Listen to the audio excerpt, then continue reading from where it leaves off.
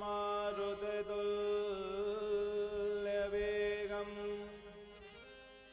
जितेन्द्रियं बुद्धिमतां वरिष्ठं वातात्मजं वानरयूथमुख्यं श्रीरामदूतं शरणं प्रपद्ये। जाके सेवा भाव से अब प्रसन्न हुए श्री राम, ऐसे हनुमत लाल को मेरा कोटि कोटि प्रणाम। कथा प्रारंभ होते हैं, आओ वीर हनुमान, प्रेम सहित गादी धरूं। आओ पवन कुम्हार, आओ पवन कुम्हार। आए हो तो प्रेम से अवलो हरि का नाम, सभी भक्तों को मोहित की।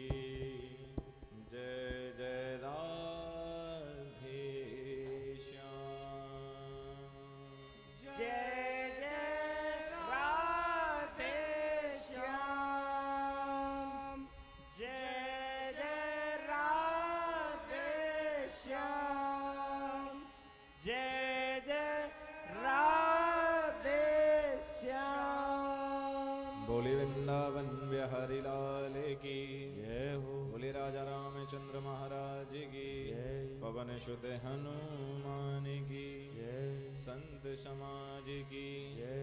जय जय श्री राधे। परम मंगल में परात्पर अखिलेश्वर, अकारण करुणा वरुणालय, भक्त वांछा कल्पतरु, तड़ित विनितित पीतांबर धारी, मर्यादा पुरुषोत्तम प्रभु श्री राम की तृतीय दिवस की कथा में हम प्रवेश करने जा रहे हैं। बड़ी सुंदर और पावन कथा है। आज मेरे बाबा भोलेनाथ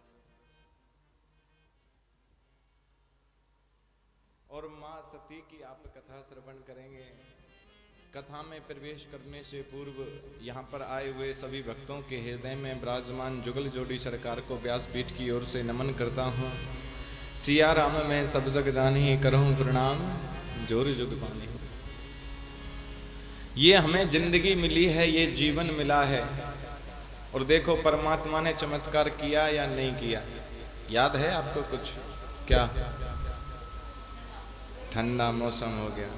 कल हम कह रहे थे ना कि ठाकुर जी यहाँ भी चमत्कार करेंगे तो मौसम में परिवर्तन ला देंगे। ये तो आपके सामने का चमत्कार है कि प्रभु ने मौसम को ही बदल कर रख दिया कि मेरे भगत गर्मी में मरते हैं, मेरे भगत गर्मी में रहते हैं, तो मैं ऐसा नहीं देख सकता। क्यों? क्योंकि परमात्मा ने गीता में स्पष्ट कहा है, तुम मेरे रास्ते पर चलकर तो देखो, तुम मेरे रास्ते पर आओ तो सही, बाकी मेरा काम है। मैंने बताया ना 3 चीज, श्रद्धा, विश्वास और प्रतीक्षा। आपने श्रद्धा की पहले दिन जो है बड़ी धूप पड़ रही थी, उस समय आपने कलश उठाए। दूसरे दिन आप गर्मी में आकर भी बैठे, तो अब भगवान ने कहा तुम्हारी प्रतीक्षा भी पूरी हो गई, आज मैं मौसम को ही बदल दूंगा, आज मैं इस मौसम को बदल दूंगा। तो ये जिंदगी हमें 4 दिन के लिए मिली है, ये जिंदगी मिली है हमें 4 दिन के लिए। कुछ समय ऐसा निकालो मेरे राम की कथा के लिए। ये जिंदगी हमें 4 दिन के लिए मिली है, तो इसलिए हमें हमेशा कुछ समय ऐसा निकालना चाहिए जिससे परमात्मा का गुणगान हो सके। ये जिंदगी मिली है दिन 4 के लिए, ये जिंदगी मिली है दिन 4 के लिए, जिंदगी के लिए जिंदगी मिली है दिन चार के लिए, ये जिंदगी मिली है दिन चार के लिए। कुछ समय ऐसा निकालो, कुछ समय ऐसा निकालो राम की कथा लिए, जिंदगी मिली है दिन चार के लिए, ये जिंदगी मिली है दिन चार के लिए, ये जिंदगी मिली है दिन चार के लिए, ये जिंदगी मिली है दिन चार के हरि लिए। बोल।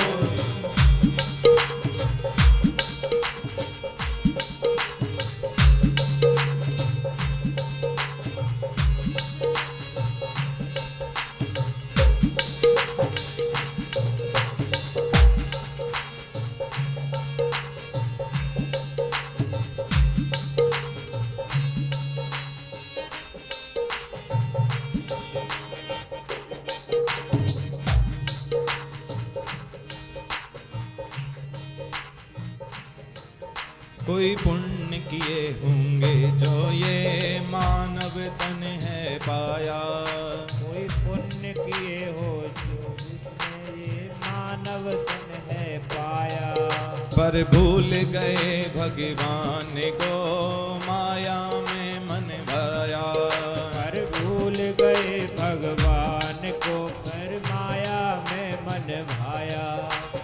अब तो जीते जीते आए, अब तो जीते जीते आए परिवार के लिए, ये जिंदगी मिली है दिन चार के लिए, ये जिंदगी मिली है दिन चार के लिए, ये जिंदगी मिली है दिन चार के लिए, जिंदगी मिली है दिन चार के लिए। कुछ समय निकालो कान्हा की कथा के लिए, कुछ समय निकालो कान्हा की कथा के लिए, ये जिंदगी मिली है दिन चार के लिए, ये जिंदगी मिली है दिन चार के लिए। ये जिंदगी दिन चार के लिए मिलती है, 4 से 5वां दिन नहीं होने देती है, ये हमें मात्र 4 दिन देती है, और इन 4 दिनों में ही हमें जीना पड़ता है, और हम इन्हीं 4 दिनों में कुछ पुण्य किए होंगे जो ये मानव तन हमने पाया, पर इस मानव तन को माया कमाने में ही लगाया, इस मानव तन को हमने माया कमाने में ही लगा दिया। पूरी जिंदगी निकाल दी कागज के टुकड़े कमाने के लिए, पूरी जिंदगी निकाल दी कागज के टुकड़े कमाने के लिए, और फुर्सत ना मिली तुझे परमात्मा जिसने तुझे भेजा उसके आने के लिए, उसके आने की तुम्हें फुर्सत नहीं है कि उसे बुला भी लें, या वो आ रहा है तो उसका हम स्वागत कर भी दें। जीवन भर हम पैसा कमाने में लगे रहते हैं, खाया पिया कमाया और सो गए। तूने पुण्य किए होंगे जो ये मानव तन है पाया, पुण्य किए होंगे जो तूने मानव तन ये पाया, तूने पाई पाई जोड़ी कोई कमी कहीं ना छोड़ी, भाई भाई जोड़ी पे कोई कमी कभी ना छोड़ी, तूने पाई पाई जोड़ी तूने कमी कहीं ना छोड़ी, तूने भाई भाई जोड़ी ना तूने कमी कभी ना छोड़ी, पर संग में सुन ले तेरे ना जाए फूटी कौड़ी, सुन ले संग में तेरे ना जाए फूटी कौड़ी, कुछ धर्म पुण्य तो जोड़ो, कुछ धर्म पुण्य तो जोड़ो उसे पार के लिए। ये जिंदगी मिली है दिन जार के लिए। ये जिंदगी मिली है दिन चार के लिए। ये जिंदगी मिली है दिन चार के लिए। ये जिंदगी मिली है दिन चार के लिए। कुछ समय निकालो, कुछ समय निकालो राम की कथा के लिए। ये जिंदगी मिली है दिन चार के लिए। ये जिंदगी मिली है दिन चार के लिए। ये जिंदगी मिली है दिन चार के लिए। बोले राजा रामचंद्र महाराज की जय हो, पवन सुत हनुमान की जय हो। नमः पार्वती पदे हर हर महादेव। तो कल आपने कथा श्रवण की कि बाबा भोलेनाथ माता सती को लेकर कहाँ गए हैं? कुंभज ऋषि के पास, यानी कि अगस्त ऋषि के पास। अगस्त ऋषि के पास में बाबा भोलेनाथ कथा श्रवण कर रहे हैं और माँ सती का कथा में बिल्कुल ध्यान नहीं है, क्योंकि उन्होंने संत की सरलता का गलत अर्थ ले लिया। बाबा भोलेनाथ कथा सुन रहे हैं और कथा सुनते सुनते काफी समय जब व्यतीत होता है तो अब बाबा भोलेनाथ सोचते हैं कि हमें वापस चलना चाहिए। और जब बाबा भोलेनाथ सोचते हैं कि हमने अगस्त ऋषि से तो कथा सुनी है और जिससे हम कथा सुनते हैं तो उसे कुछ ना कुछ दक्षिणा दी जाती है, तो हाथ जोड़कर कहने लगे कि हे ऋषिवर, मैं आपके लिए क्या दक्षिणा दूं? अगस्त ऋषि ने कहा कि प्रभु, मुझे कोई दक्षिणा नहीं चाहिए। अगर मुझे कोई दक्षिणा दे सकते हो तो मुझे बताओ भक्ति कैसे की जाती है, भक्ति करने का तरीका क्या है। भोलेनाथ ने भक्ति करने का तरीका, भक्ति का तरीका भोलेनाथ ने अगस्त ऋषि को बताया। और अगस्त ऋषि को बताने के बाद में कहत सुनत रघुपति गुण गाथा, कहत सुनत रघुपति गुण गाथा, कछु दिन तहां रहे गिरिनाथा। और उसके बाद बाबा भोलेनाथ मुनि सन विदा मांग त्रिपुरारी, चले भवन संग दक्ष कुमारी। मुनि से विदा मांगी और किसके साथ चल दिए? दक्ष कुमारी। अब यहाँ बाबा भोलेनाथ जो है गोस्वामी तुलसीदास ने ये नहीं कहा कि संग सती जग जननी भवानी। देखो कितना बड़ा नाम, जो जगत की जननी है वो कौन साथ में आई है। और जब जा रहे हैं तो क्या कहा है? जब जा रहे हैं तो कह रहे हैं चले भवन संग दक्ष कुमारी। दक्ष माने दक्ष की बेटी। अब यहां नाम नहीं लिया, यहां जगत जननी नहीं कहा। क्यों? क्योंकि बाबा तुलसीदास ने स्पष्ट कर दिया, जो मेरे राम का नहीं वो किसी काम का नहीं। ये जगत जननी नहीं हो सकती। अगर जगत जननी होती तो मेरे राम की कथा को ध्यान से सुनती। इसने तो कथा ही नहीं सुनी, तो इसलिए वहां उनका नाम दक्ष कुमारी के रूप में लिया। और बाबा भोलेनाथ और माता सती जा रहे हैं। अब बाबा भोलेनाथ जब वहां से, अब जैसे आप कभी कभी घर जाते होंगे कथा सुनकर, तो रास्ते में आपको कोई ना कोई बात ऐसी मिलती होगी कथा में से कि वो दिमाग में घूमती रहती होगी, घूमती है ना। और जाते जाते उसी के बारे में सोच रहे हो, उसी कथा के बारे में, उसी बात की सोच जो है आपके दिमाग में घूम रही है। तो उसी तरह बाबा भोलेनाथ जब जा रहे थे तो उनके मन में एक ही आशा थी कि अब मेरे रघुबर के दर्शन और हो जाते तो बड़ा आनंद आ जाता। कि बाबा मनी मन सोच रहे थे कि बाबा की निगाह नीचे गई तो देखा कि राम और लखन के दर्शन हो रहे हैं। राम और लखन वन में भ्रमण कर रहे हैं, डांडक वन में राम और लखन घूम रहे हैं। और पुकार लगा रहे हैं कि सीते सीते सीते, क्योंकि सीता माँ को ढूंढ रहे हैं राम और लखन। बाबा भोलेनाथ राम और लखन को जब देखते हैं तो वहीं से प्रणाम करते हैं और प्रणाम करके आंखों में आंसू आ जाते हैं। बाबा भोलेनाथ बड़े आनंदित होते हैं कि वारे वाह प्रभु, कृपा की तो इतनी कर दी कि अपनी कथा सुनाने का अवसर भी दिया और अपने दर्शन का भी मुझे अवसर दे दिया। क्या कृपा की आदत है प्रभु। और बाबा भोलेनाथ, क्योंकि भगवान की कृपा की आदत तो है, जब भी तो हम पूछते हैं कृपा की ना होती जो आदत तुम्हारी, तो सुनी ही रहती अदालत तुम्हारी। कृपा की ना होती जो आदत तुम्हारी, तो सुनी ही रहती। अगर कृपा की आदत नहीं होती तो कौन जाता उनके दरबार पर। भोलेनाथ के नेत्रों से आंसू बह रहे हैं।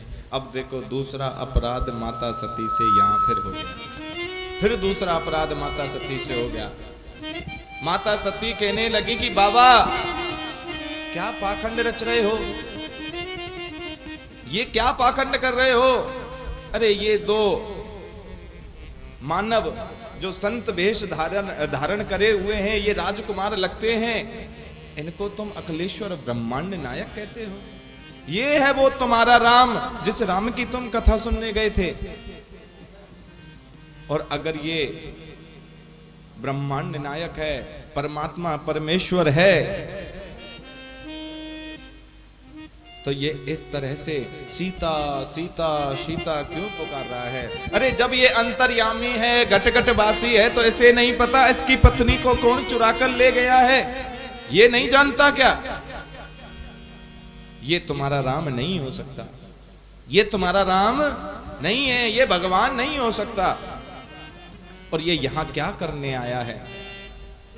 तब बाबा भोलेनाथ कहते हैं कि देवी तेहि अवसर भंजन महिबारा, तेहि अवसर भंजन महिभारा, हरि रघुवंश लीन अवतारा, हरि रघुवंश लीन अवतारा।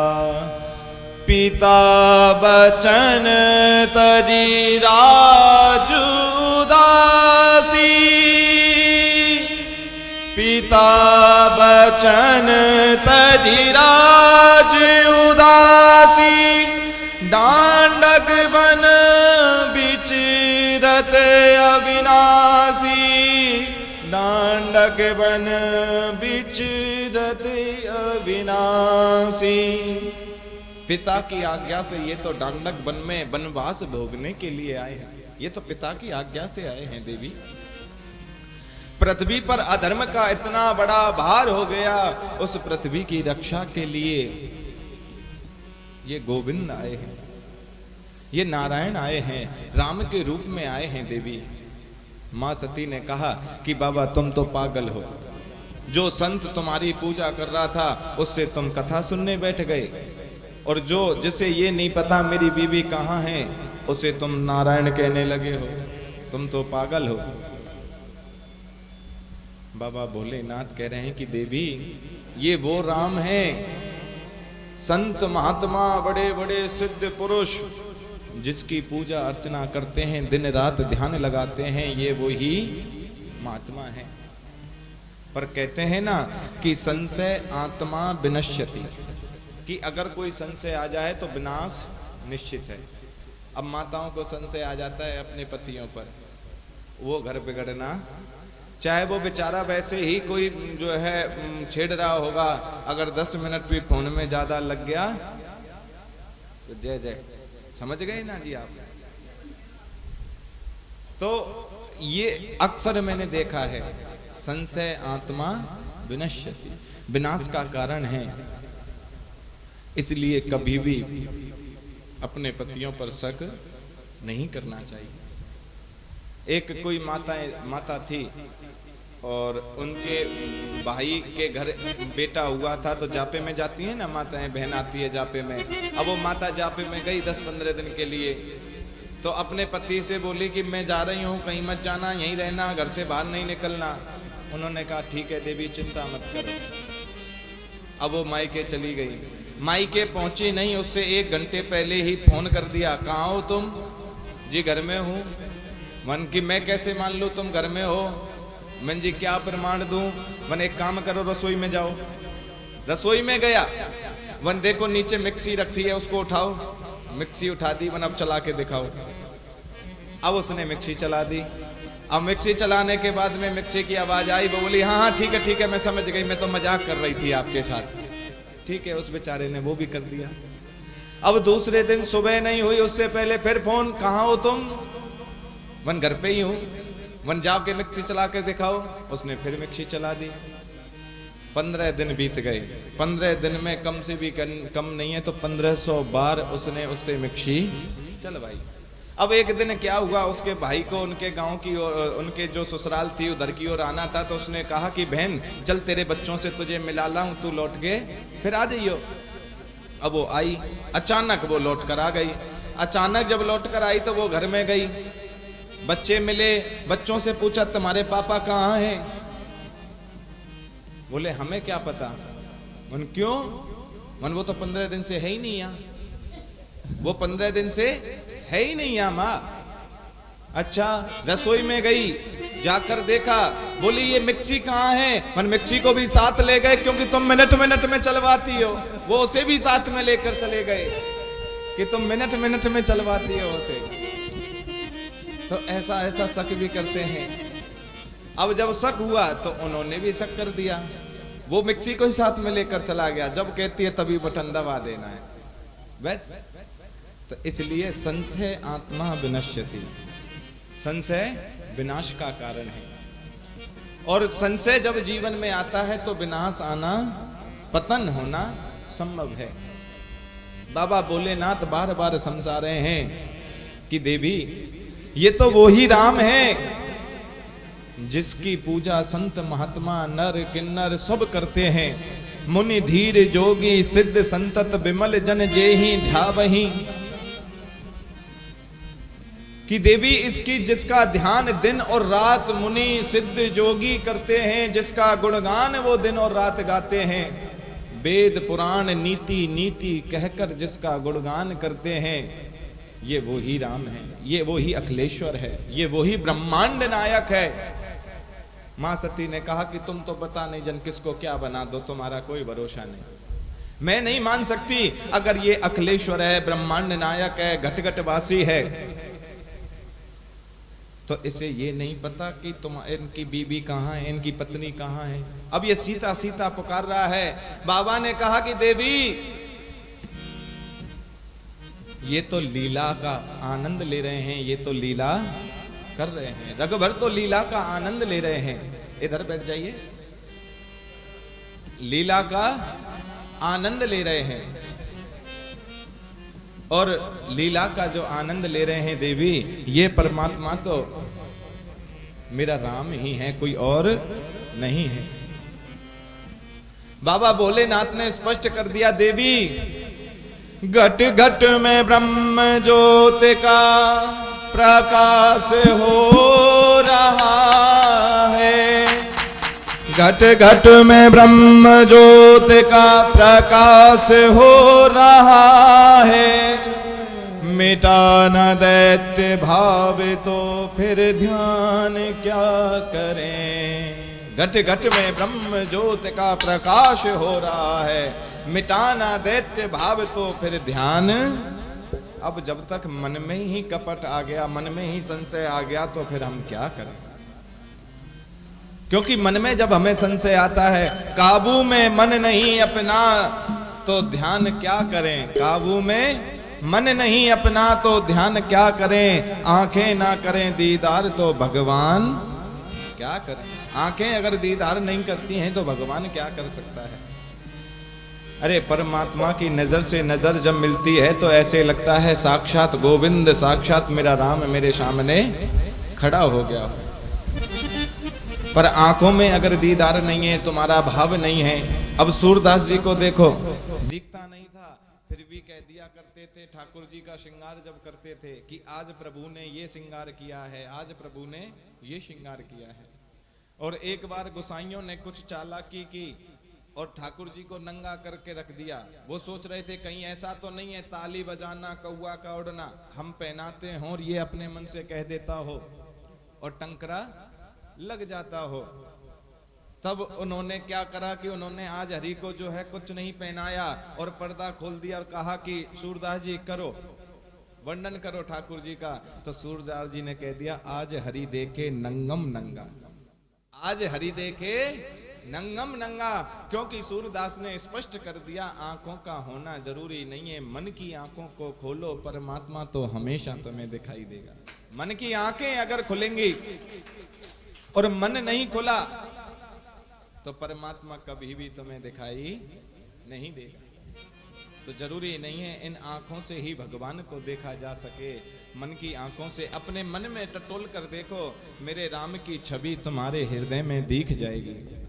बार बार बाबा भोलेनाथ समझा रहे हैं पर देवी माँ नहीं समझ रही है। सती माँ के समझ में बिल्कुल नहीं आया।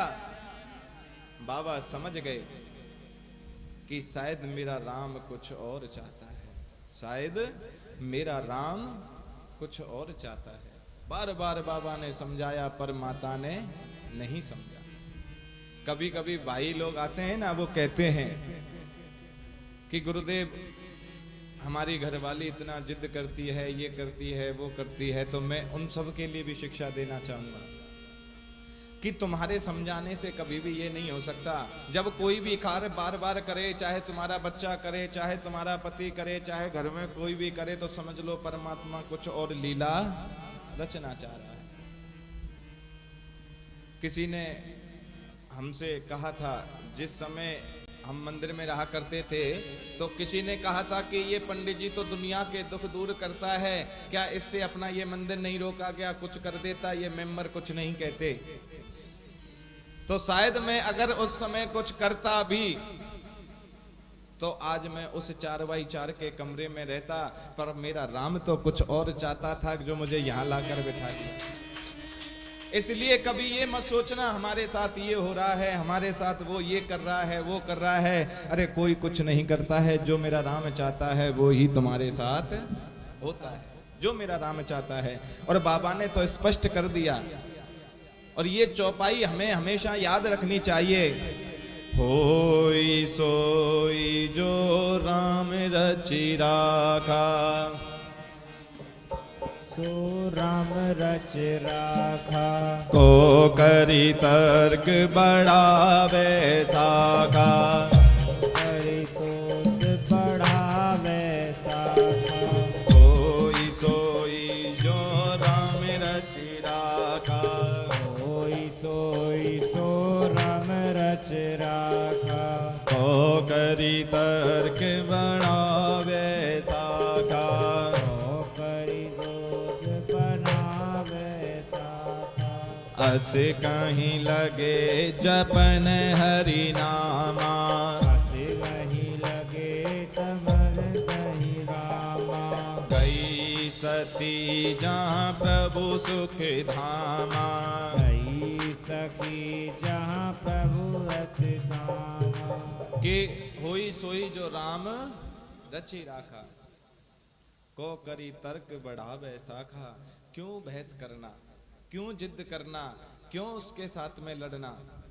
बाबा भोलेनाथ समझ गए कि मेरा रघुवर कुछ और चाहता है, मेरे रघुवर कोई लीला करना चाहता है।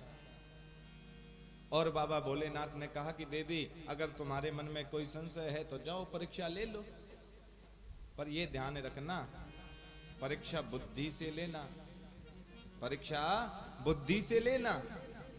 कहीं ऐसी परीक्षा मत ले देना जिसका तुम्हें दंड भोगना पड़े। उन्होंने कहा कि हाँ प्रभु चिंता मत करो, स्वामी आप चिंता मत करो बाबा, मैं परीक्षा जाकर लूंगी। और मां सती परीक्षा के लिए चल दी।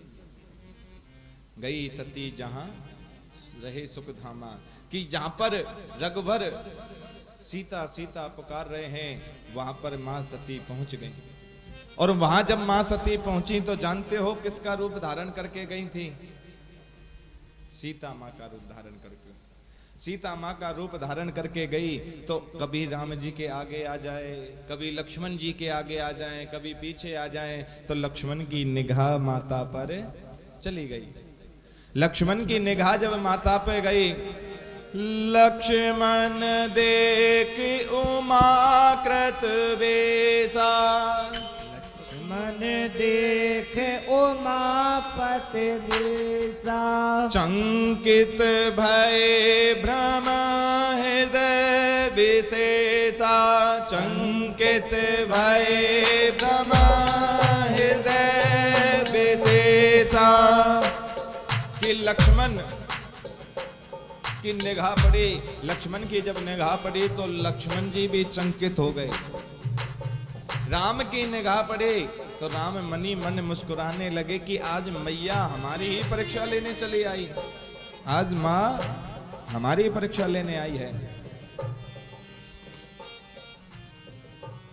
मनी मन मुस्कुराने लगे, और मनी मन जब वो मुस्कुराने लगे तो लक्ष्मण जी ने राम जी की ओर देखा।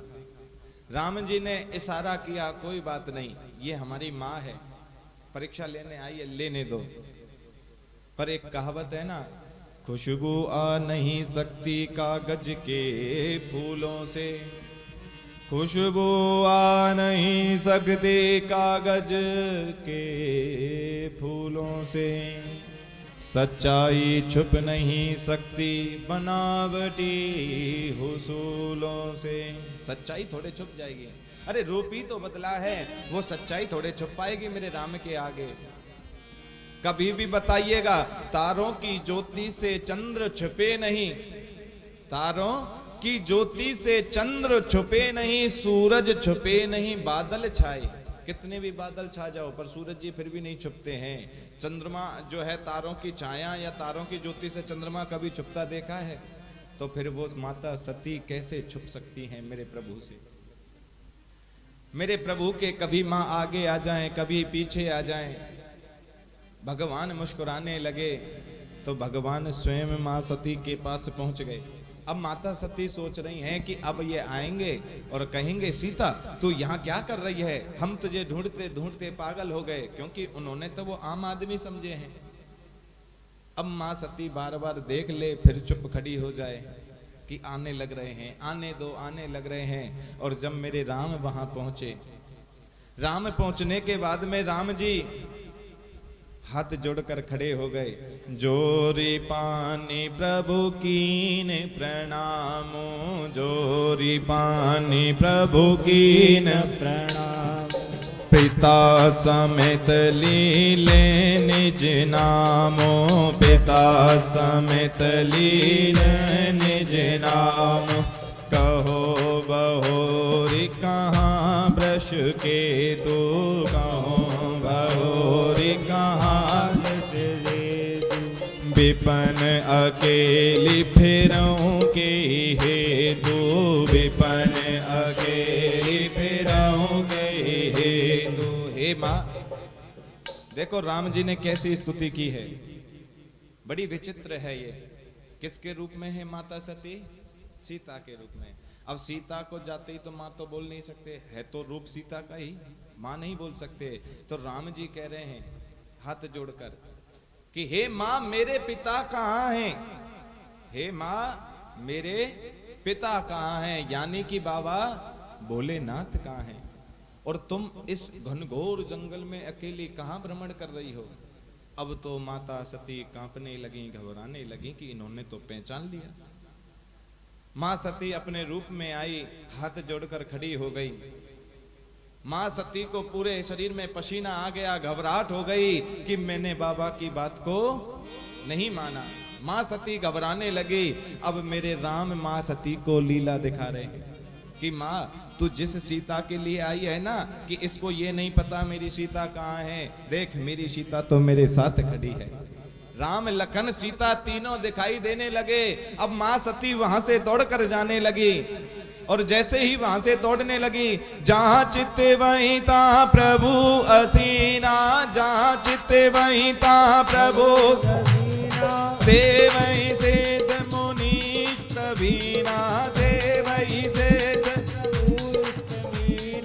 जहां चित्त वहीं ता प्रभु असीना, जहां चित्त वहीं ता से वहीं सिद्ध मुनीश प्रवीणा। कि मां सती जहां जहां दौड़ रही हैं वहां राम लखन भरत शत्रुघ्न, राम लखन और सीता दिखाई दे रहे हैं। जिधर जाएं उधर राम लखन सीता दिखाई दे। माता कांपने लगी, घबराने लगी। हृदय कंप तने सुध कछुनाई, नयन मोदी बैठी मगमाई, नयन मोदी बैठी मगमाई। हृदय कांपने लगा मां सती का। मां सती घबरा गई और आंखें बंद कर ली, ऐसे सिर पर हाथ रख लिया, एक जगह बैठ गई कि ये मैंने क्या कर दिया, ये मैंने क्या किया। परम पिता परमात्मा की परीक्षा में लेने आ गई। बहुत घबराने लगी। पर कहते हैं ना, अब पछताते होते क्या जब चिड़िया चुग गई। जब बाबा भोलेनाथ की बात नहीं मानी और अब बाबा भोलेनाथ याद आ रहे हैं, काश मैं अपने बाबा की मात को मान लेती तो आज ये दिन देखना नहीं पड़ता। मां सती घबराने लगी और इसीलिए कहते हैं बिना विचारे जो करे सो पछताए। बिना विचारे नहीं करना चाहिए कभी भी। और मां सती ने बिल्कुल विचार नहीं किया। क्यों? क्योंकि यहाँ गोस्वामी तुलसीदास ने कहा है कि वो दक्ष की बेटी है। दक्ष जानते हो, जो बिना सोच विचार जो है तर्क कुतर्क कर कर जो काम करे उसे दक्ष कहते हैं। तो तर्क कुतर्कता तो उनके अंदर आएगी। इसीलिए तो मेरे राम पर शक हुआ। अब मां सती घबरा रही है। इधर से लक्ष्मण जी ने कहा कि भैया रहने दो, माता ज्यादा घबराने लगी हैं। और तब मेरे प्रभु ने अपनी लीला को बंद किया। नहीं तो मां सती एक बार तो पागल सी हो गई कि जिधर देखे उधर सीता और राम लखन दिखाई दे, जिधर देखे उधर ही दिखाई दे। वहां से दौड़ती दौड़ती बाबा भोलेनाथ के पास में आई। और बाबा भोलेनाथ के पास जब मां सती आई तो बाबा भोलेनाथ ने कहा कि देवी परीक्षा ले ली। पहली गलती संत सरल चित हित का अपमान, मतलब संत की सरलता का अपमान। दूसरी गलती भगवान की कथा का उल्लंघन करना, कथा को श्रवण नहीं करना। तीसरी गलती क्या करी अब कि मेरे प्रभु पर शक किया, भगवान पर शक कर दिया। और अब मां सती यहां चौथी गलती करने जा रही है। अब यहां चौथी गलती कर रही है। बाबा भोलेनाथ ने कहा कि देवी परीक्षा ले ली। मां सती ने कहा कि हाँ प्रभु मैंने परीक्षा ले ली। मन कैसे ली? कि प्रभु आपकी तरह कीन प्रणाम तुम्हारे ही नाही, कि मैंने तुम्हारी तरह ही प्रणाम जाकर किया है और कुछ नहीं किया। अब यहां पर चौथी गलती मां सती से हो। क्या? कि मां सती ने यहां अपने पति को भी झूठ बोल दिया। अपने पति को भी मां सती ने यहां झूठ बोला है। बाबा भोलेनाथ ने नेत्र बंद किए। तब शंकर देख्यों धरी ध्याना, कि भगवान शंकर ने ध्यान दिया। और भगवान शंकर ने जब ध्यान दिया तो भगवान शंकर को क्या दिखता है, बाबा भोलेनाथ को क्या दिखता है? सती कीन सीता कर बेसा, कि सती माता ने तो सीता का भेष धारण किया है। मेरी माँ का भेष। राम जी सती को मां मानते हैं और बाबा भोलेनाथ सीता को मां मानते हैं। इसने तो मेरी मां का भेष रख लिया। और ये मेरी मां का भेष रखने वाली को अब मैं पत्नी कैसे मान लूं? ये तो मेरे मां के समान हो गई। अब बाबा भोलेनाथ बड़े संशय में हो गए, मन ही मन दुखी हो रहे हैं, मन ही मन सोच रहे हैं कि करूं तो करूं क्या। भगवान रघुवर का ध्यान किया, सोचने लगे कि प्रभु अब इस दुविधा से आप ही निकालो। और बाबा भोलेनाथ ने यहाँ बहुत बड़ा फैसला ले लिया। बहुत बड़ा फैसला बाबा भोलेनाथ ने मन ही मन लिया। एहि तन सीता सतहि भेट मोहिनाई, एहि तन सतहि भेट मोहनाई। कि ये तन सती का अब मेरे लिए नहीं है, ये मेरे अब माँ के स्वरूप में है। कि माँ सती का अब ये जो है शरीर का मैं त्याग कर रहा हूं। शिव संकल्प कीन मन माही, कि शिव जी ने संकल्प मनी मन ले लिया, यहां किसी को बताया नहीं। देवताओं ने फूलों की बरसात की, आकाशवाणी हुई और बोलने लगे कि भोलेनाथ तुम्हारी जय हो, शंकर तुम्हारी जय हो, महादेव तुम्हारी। अब मां सती को शक हुआ कि कुछ तो गड़बड़ है। उन्होंने पूछा, बाबा ये देवता फूल क्यों बरसा रहे हैं? सती ने कहा कि देवी तुम्हें पता है देवताओं को कुछ कराना होता है तो वो जन क्या क्या जो है करते हैं, हो सकता है इनका कोई काम होगा, इनका तो रोज का काम है इस तरह से करना। मां सती ने कहा कि नहीं, तुम झूठ बोल रहे हो, बात बताओ, बात क्या है? पर बाबा भोलेनाथ बता नहीं रहे हैं। और हम तुम लोग कैसे हैं कि कोई एक काम करा नहीं, जब तक पूरे शहर में ना पता चल जाए ना, जब तक चैन से नहीं बैठते हैं। ये देखो बाबा भोलेनाथ को, शरीर का त्याग भी किया, सती का त्याग भी किया, पर अपने मन के अलावा दूसरे किसी इंसान को पता तक नहीं चलने दिया। वो जानते थे मैं अगर सती से कुछ कहूंगा तो सती का दिल टूट जाएगा, सती का मन टूट जाएगा। उन्होंने किसी को नहीं बताया। मां सती बार बार पूछती रही, पर वो बिल्कुल नहीं बताते हैं। और हम अगर कोई गाजर मूली या कुछ खाना भी छोड़ दें तो जब तक पूरी गली में ना पता होगा चैन नहीं मिलेगा। हाँ जी मैं ये नहीं खाती हूँ, अरे ना खावे मत खावे, दूसरे ने क्यों बतावे। पर वो तो जो है अपना वो दिखाएंगे ना, कि जब तक किसी को पता ना चले तो उनको नींद नहीं आती है। बाबा भोलेनाथ से सीखो। और बाबा भोलेनाथ कहने लगे कि देवी नहीं नहीं ऐसी कोई बात नहीं है। और बाबा भोलेनाथ कैलाश की ओर चल दिए। कैलाश की ओर जब बाबा भोलेनाथ चल दिए तो मां सती के मन में संशय आ रहा है कि कुछ ना कुछ तो कारण है। और बाबा भोलेनाथ कैलाश पर पहुंचे। शंकर सहज स्वरूप समारा, शंकर सहज स्वरूप समारा, लगी समाधि अखंड अपारा, लगी समाधि अखंड अपारा। शंकर सहज स्वरूप समारा, लागी समाधि अखंड अपारा, कि भगवान ने अखंड समाधि लगा ली। मां सती बैठी की बैठी रह गई, उनको मौका नहीं दिया। और एक दो दिन के लिए नहीं लगाई थी, बीते संवत सहस्त्र 87, यानी कि 87,000 वर्षों तक बाबा भोलेनाथ समाधि में चले गए। इधर से सती सोच रही हैं कि ये चक्कर क्या है, बाबा इतनी समाधि में चले गए, कुछ बताया नहीं, कुछ ना कुछ तो गड़बड़ है, कहीं ना कहीं कोई गलती मुझसे हुई है। और गलती तो मां पता है ना कौन कौन सी गलती। पहली गलती संत की सरलता का गलत अर्थ लिया। दूसरी गलती माता सती ने कर दी कि राम की कथा का तिरस्कार किया। और तीसरी गलती राम पर शक किया। और चौथी गलती अपने पति की आज्ञा का उल्लंघन किया और पति से आकर भी झूठ बोल दिया। अपने पति से उन्होंने झूठ बोल दिया।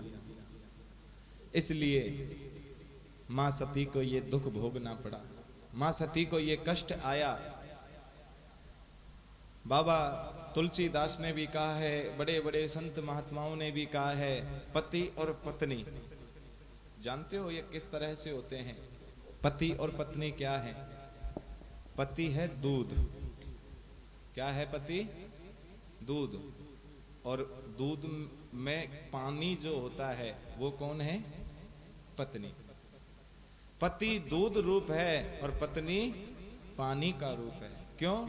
क्योंकि दूध में पानी की मिलावट हो सकती है, तो पत्नी पराये घर से ही आती है। तो दूध जो है उसमें पानी मिल जाता है तो उसको पति पत्नी ही कहा जाता है। अगर उसी दूध में कोई खटाई डाल दे और 2 घंटे बाद उसे देखें तो क्या होता है? जोर से बोलो। दूध फटेगा ही नहीं, पानी को ऊपर कर देगा, दूध नीचे चला जाएगा, अर्थात पानी को अलग कर देगा और दूध अलग हो जाएगा। होता है ना?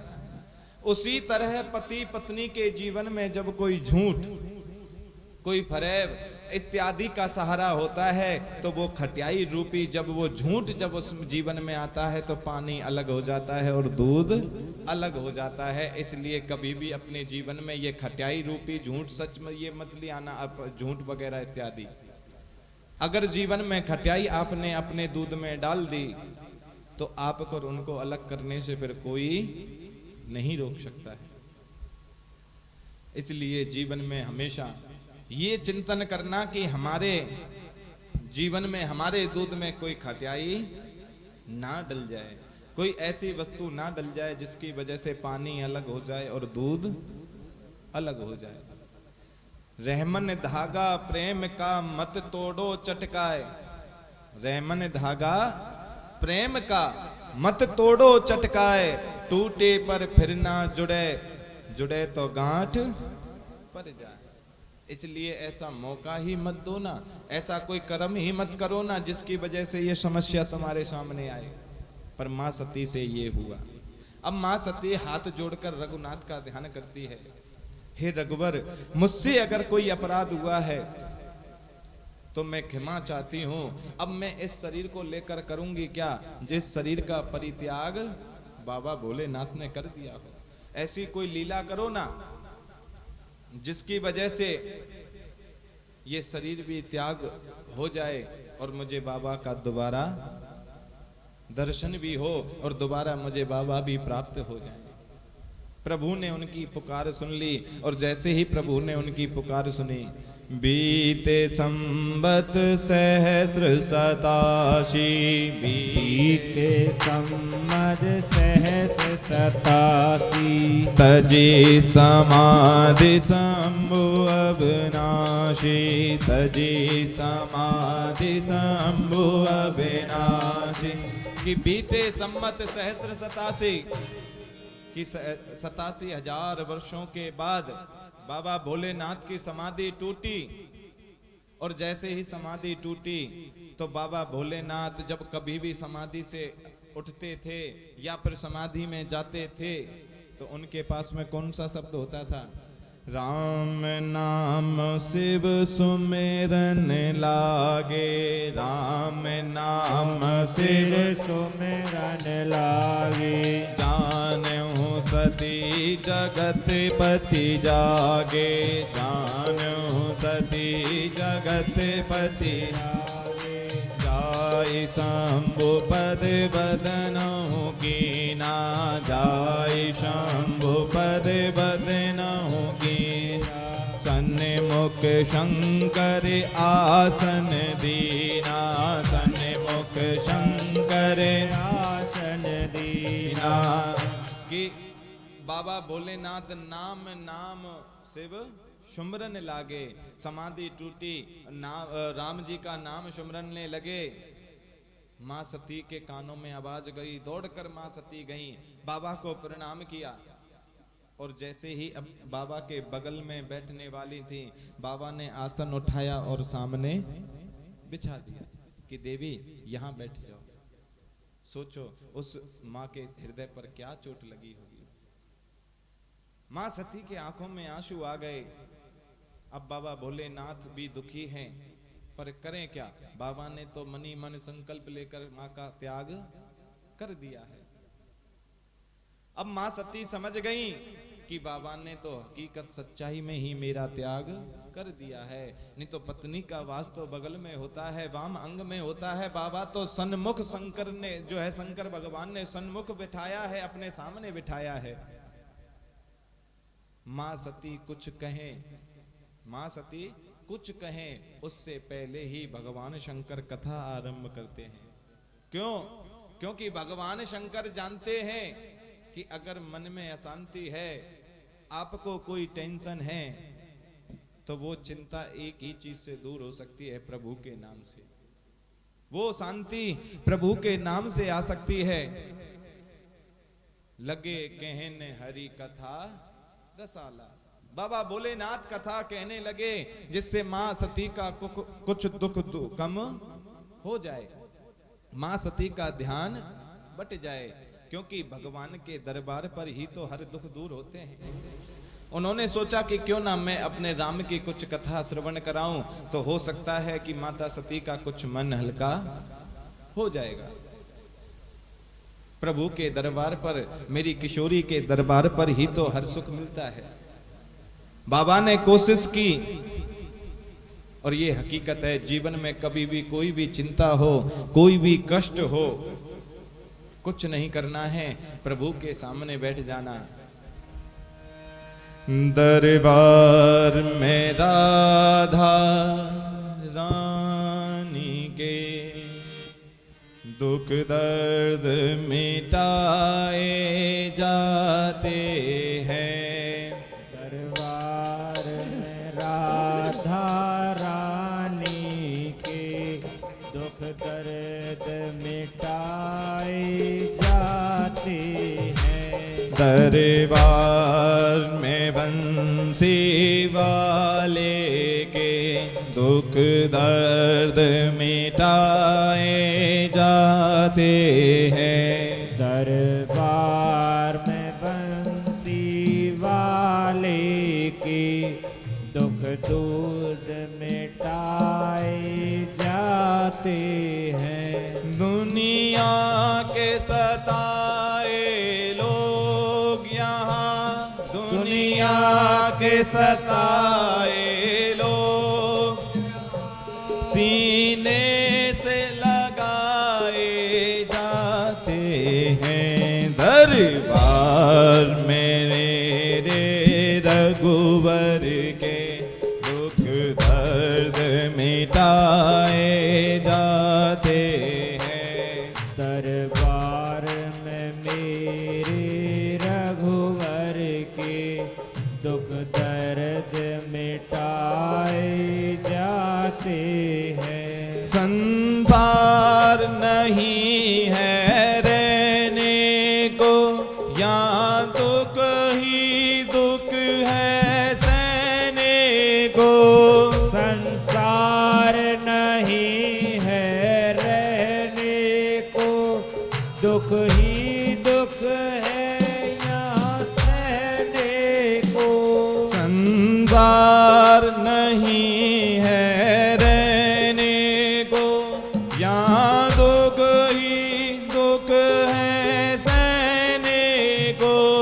संसार नहीं है रहने को, यहाँ दुख ही दुख है सहने को। दुनिया जिसको ठुकरा देती, वो यहाँ बिठाए जाते हैं। दुनिया जिसको ठुकरा देती, वो यहाँ मिलाए जाते हैं। कि दुनिया जिसे ठुकरा देती है, जिसे दुनिया त्याग कर देती है, उसको यहाँ पर गोदी पर बिठाया जाता है। संसार नहीं है रहने को, यहाँ दुख ही दुख है सहने को। संसार नहीं है रहने को, यहाँ दुख ही दुख है सहने को। संसार नहीं है रहने को, यहाँ दुख ही दुख है सहने को। यहाँ दुख ही दुख है सहने को, यहाँ दुख ही दुख है सहने को। दुनिया जिसको ठुकरा देती, वो गोद बिठाए जाते हैं।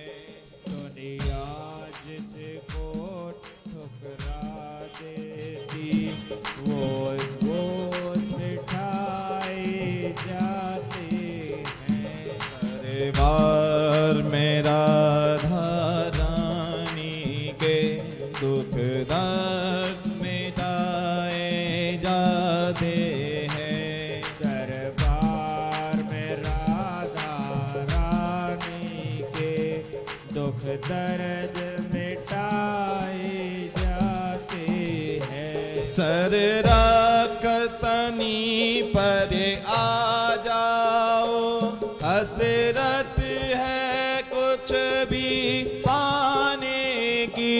दर्द पर कुछ भी आ जाओ, सरहद तरसी खाने की। सर रख कर तनी पर आ जाओ, हसरत है कुछ भी पाने की। सरहद पर कुछ भी आ जाओ, सरहद है कुछ भी पाने की। जानते हो तनी किसे कहते हैं?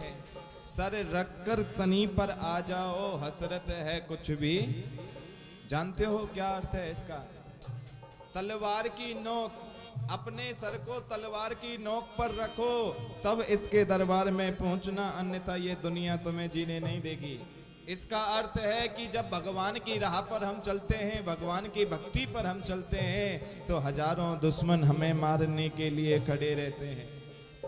हजारों दुश्मन हमें हजारों प्रकार के कमेंट करते हैं। कोई कहता है पाखंडी हो गए, कोई कहता है तांत्रिक हो गए, कोई कहता है टोने टोटका करती डोले है। हजारों प्रकार के जो है। अब आप 4 दिन किसी पंडित जी या किसी कथा में चले जाओ, 5वें दिन आपकी गली में कहेंगे ये टोने टोटका करती है, अब ध्यान रखना। अब चाहे वो कथा ही सुनती हो, चाहे वो भजन करती हो। इसीलिए कहते हैं कि सर रख कर तनी पर आ जाओ, हसरत है कुछ भी पाने की। और किसी लेखक ने बहुत सुंदर लिखा है, ये इश्क नहीं है आसान, बस इतना समझ लीजिए। ये इश्क नहीं है इतना, ये भगवान की भक्ति इतना आसान नहीं है। ये इश्क नहीं है इतना आसान, बस इतना समझ लीजिए।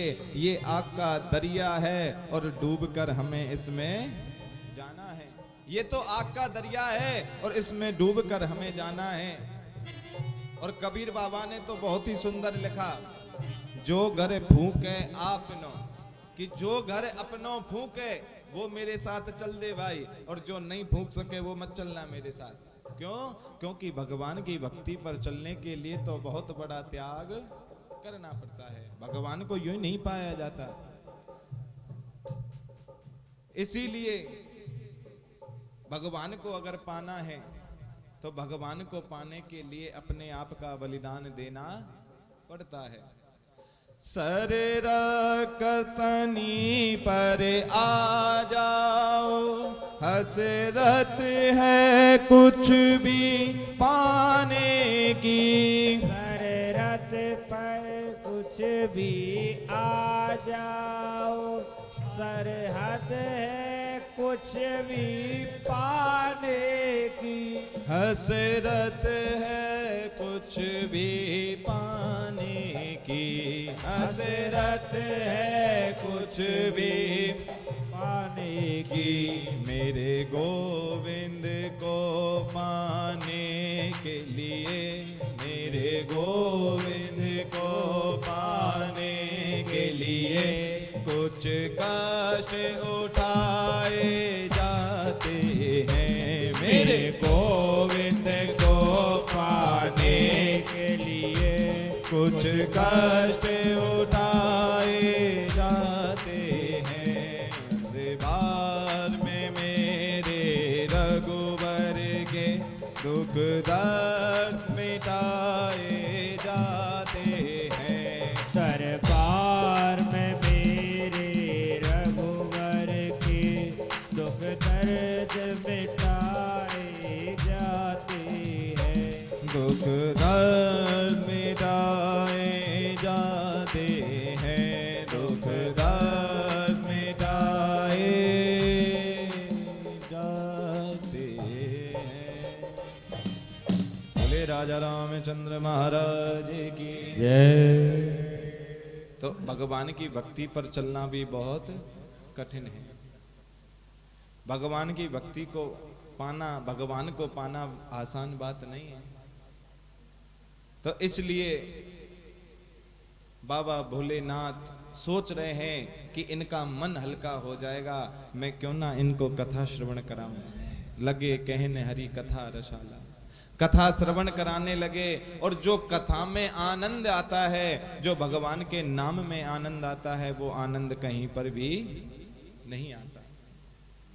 जो सुख धाम नाम अस नामा, जिसके नाम को लेने से सुख मिलता है, आनंद आता है, वही तो मेरा रघुवर है।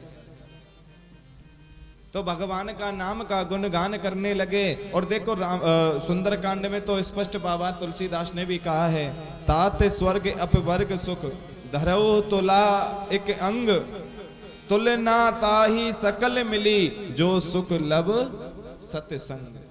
बिना जो सुख सत्संग में प्राप्त होता है, वो सुख कहीं नहीं मिलता है। इसीलिए बाबा भोलेनाथ कथा सुनाने लगे।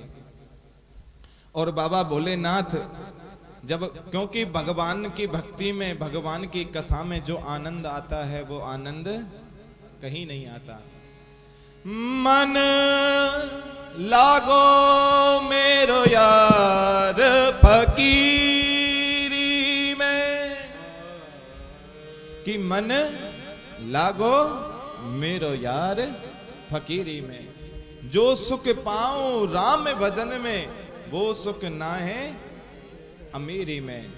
मन लागो मेरो यार फकीरी में, मन लागो मेरो यार फकीरी में। मन लागो मेरो यार फकीरी में, मन लागो मेरो यार फकीरी में। मेरो यार फकीरी में। जो सुख पाऊं राम भजन में, जो सुख पाऊं राम भजन में, सो सुख नाही अमीरी में, सो सुख नाही अमीरी मन लागो मेरो यार फकीरी में। मन लागो मेरो यार फकीरी में, मन लागो मेरो यार फकीरी में।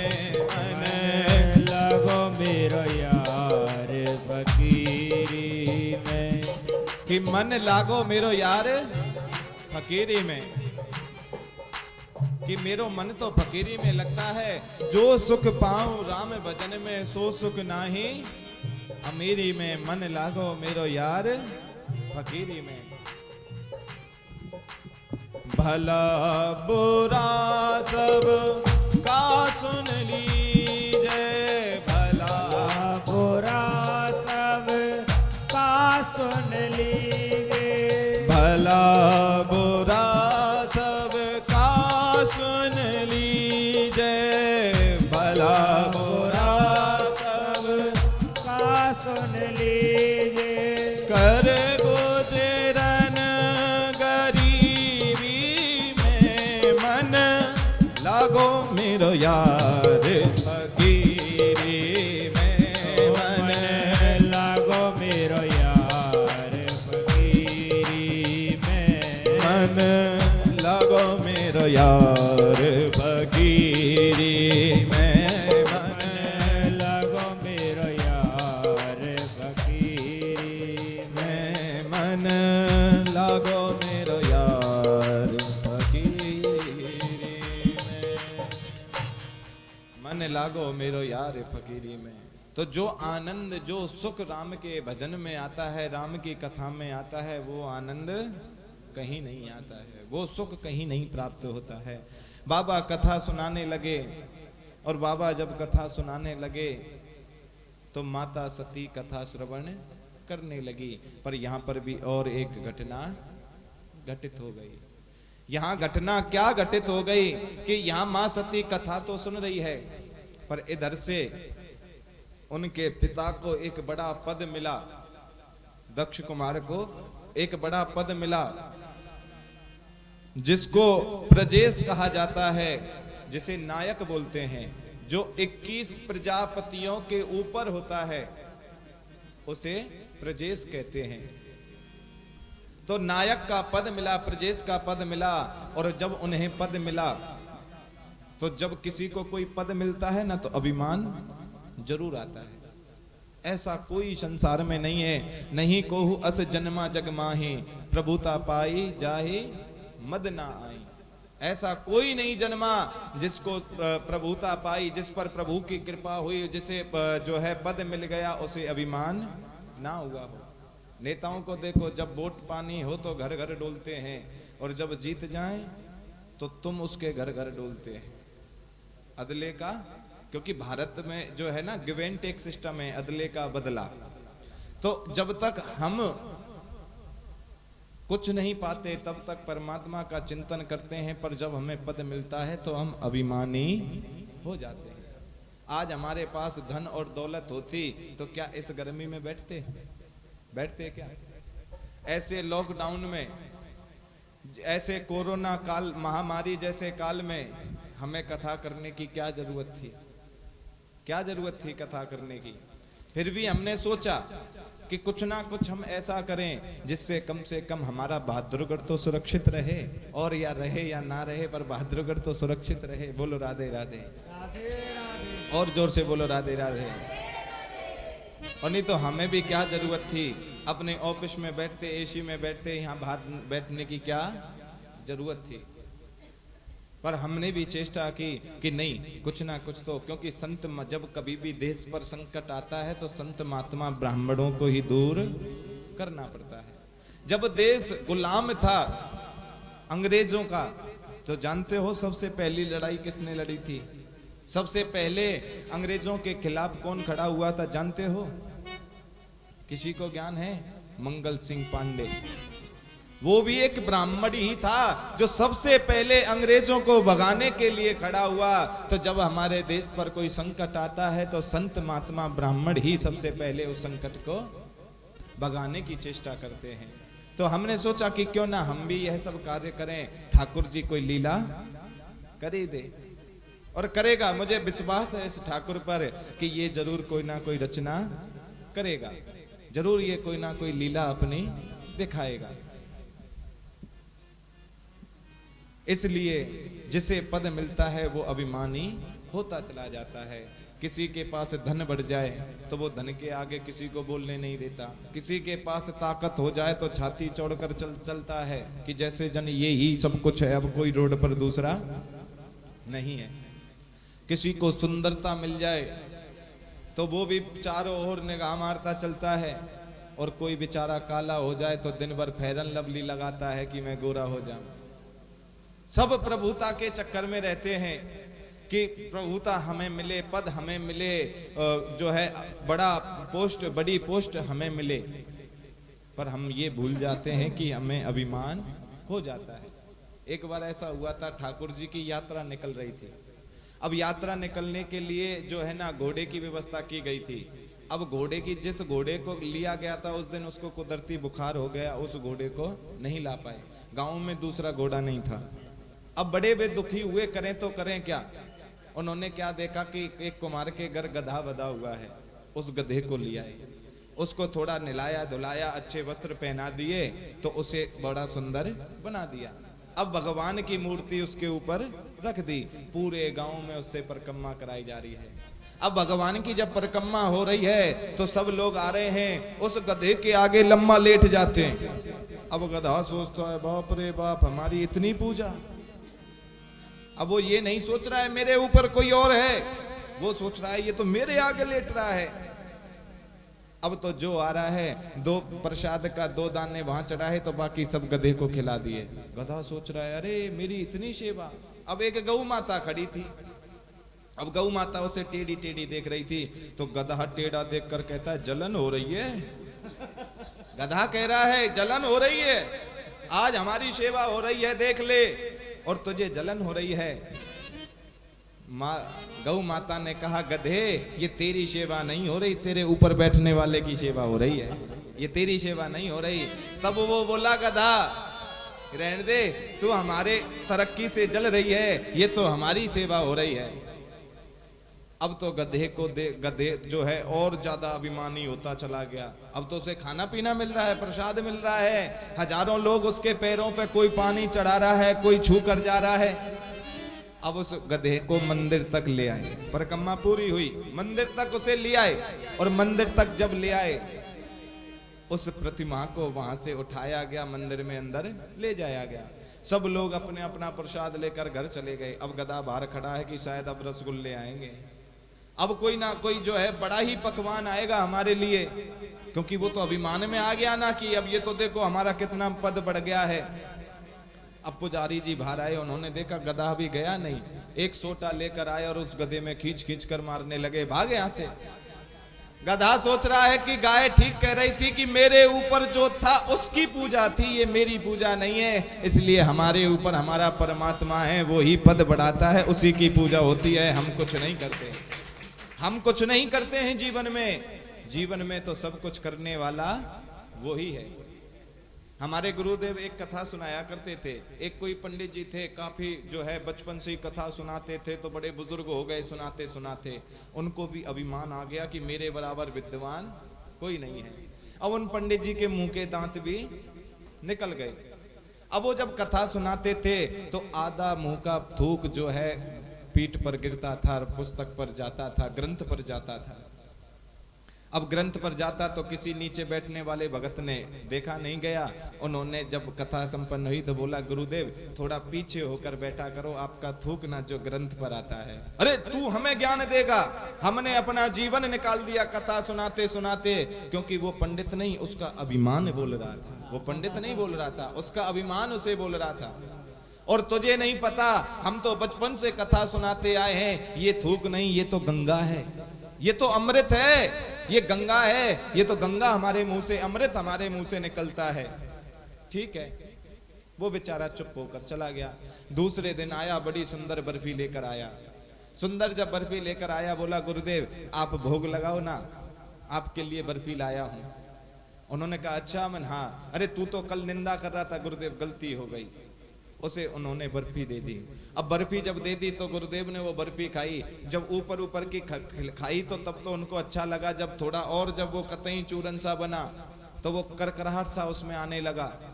वो बोलने लगे अरे तूने इसमें क्या मिला रखा है? गुरुदेव कुछ नहीं मिला रखा, मेरे माता पिता की अस्थियां थी, गंगा जी तक जाने की हिम्मत नहीं थी, मैंने सोचा आपके मुंह से गंगा निकलती है तो आपके मुंह में ही जल प्रवाह कर दूं, आपके मुंह में ही मैं जल प्रवाह कर दूं। तो ऐसे ऐसे अभिमानी हैं, ऐसे ऐसे लोग अभिमान करते हैं जिसकी कोई, क्योंकि अभिमान कब होगा? सत्ता, विद्वान और संपत्ति। किसी को कुर्सी मिल जाए तो अभिमान, किसी में बुद्धि ज्यादा आ जाए तो अभिमान, और किसी के पास धन ज्यादा आ जाए तो अभिमान। तो इस तरह से अभिमान हमारा बढ़ता है। तो शेष आगे की कथा, कल मेरे बाबा भोलेनाथ का विवाह भी होगा और राम जी का जन्म भी होगा। कल हम रामलला का जन्म उत्सव भी मनाएंगे और बाबा भोलेनाथ का विवाह उत्सव भी मनाएंगे।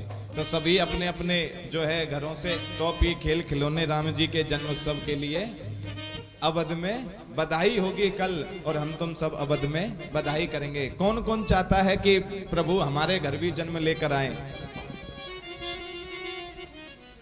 हैं जी? सब चाहते हैं। ये बुलाना उसको एक बार, साउंड वाले को। सब चाहते हैं कि प्रभु हमारे घर जन्म लेकर आए। तो मेरे साथ में सभी को आज प्रभु की स्तुति, क्योंकि आज हम स्तुति करेंगे जब तो कल परमात्मा आएंगे, और अगर हम स्तुति नहीं करेंगे तो परमात्मा कभी नहीं आएंगे। बोलो राधे राधे, और जोर से बोलो।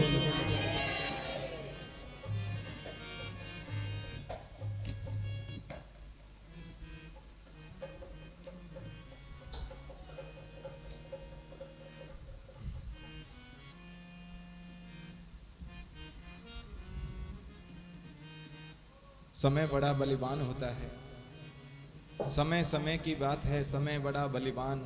और भीलन लूटी गोपिका वही अर्जुन और वही। ये कोरोना काल एक ऐसा महामारी ऐसी आई है जिसने अच्छे अच्छे अभिमानियों का भी मुंह तोड़ जवाब दिया है।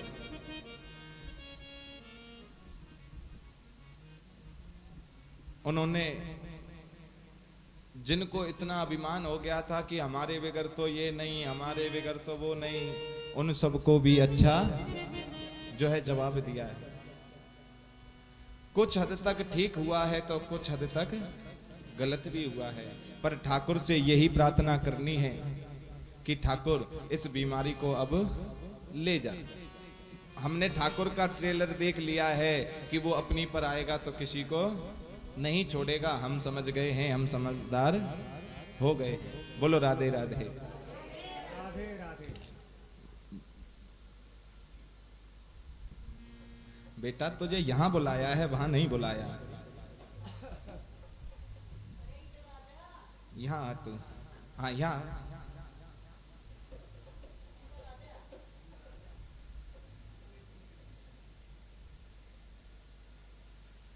3.5 घंटा है कि तू है कहाँ। अब तू यहाँ, हमें पता चलेगी कि तू यहाँ बैठा है। इधर आ।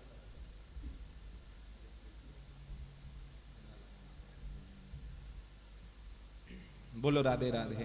राधे राधे। और जोर से बोलिए। राधे राधे। दोनों हाथ ऊपर खड़े कीजिए और इस ठाकुर को बुलाना है, राम जी को, जो जो राम जी को बुलाना चाहते हैं। देखो बड़े सुंदर भाव का भजन है, प्रेम से और दिल लगाकर इसे अगर तुम गाओगे तो मुझे वादा है कि मेरा ठाकुर एक दिन तुम्हारे घर जरूर आएगा, जरूर आएगा। दोनों हाथ उठाकर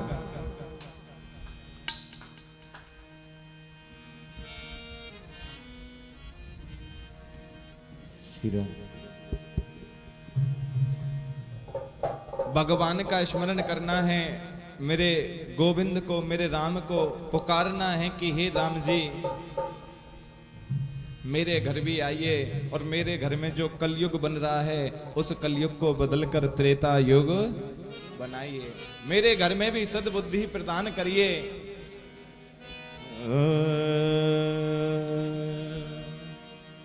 चले आओ, चले आओ, चले आओ, चले आओ, चले आओ, चले आओ, चले आओ।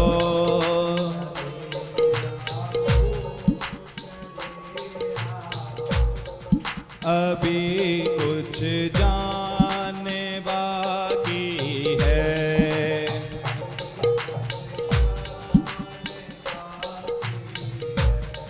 चले आओ मेरे मोहन,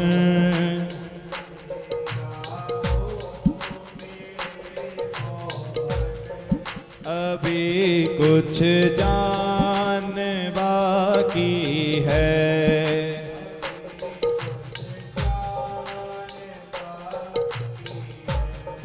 तेरे मिलने का इस दिल में, तेरे मिलने का इस दिल में अभी अरमान बाकी है। तेरे मिलने का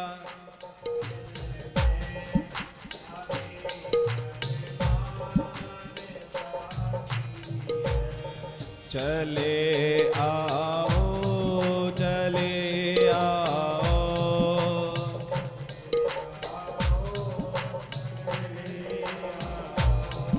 कभी कुछ जान बाकी है। चले आओ, चले आओ, अभी कुछ जान। राधे।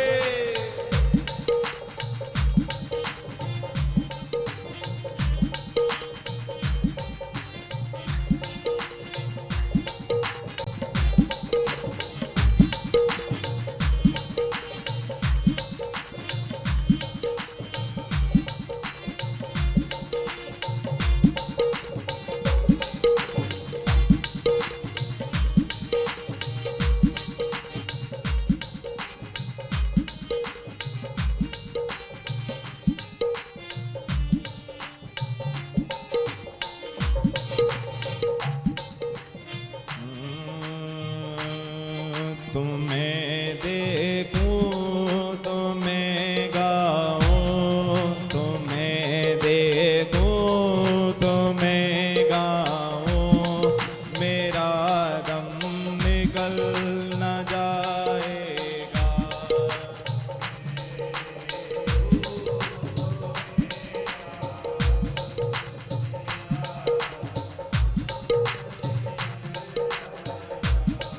तुम्हें देखूं तुम्हें गाऊं, तुम्हें देखूं तुम्हें गाऊं, और मेरा दम निकल जाए।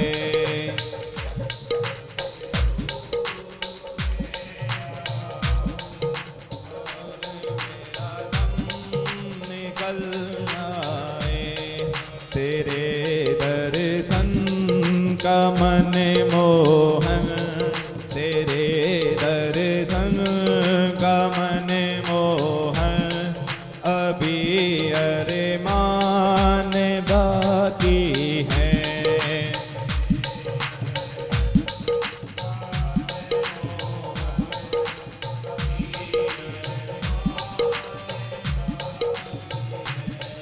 तेरे दर्शन का मन मोहन, अभी अरमान बाकी है।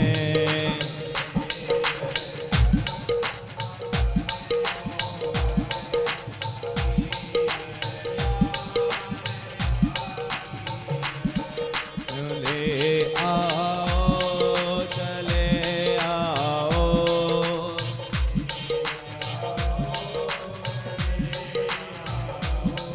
अभी कुछ जानने बाकी है।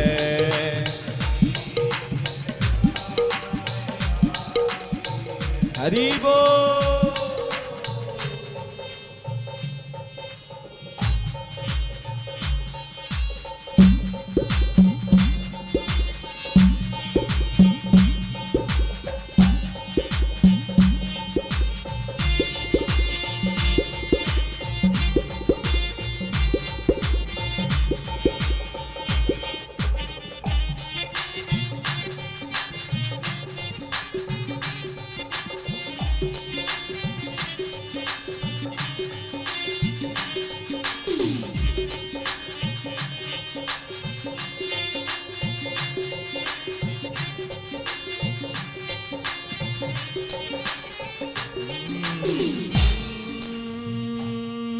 तेरे कदमों की आहट से तुझे मैं जान ही लूंगा।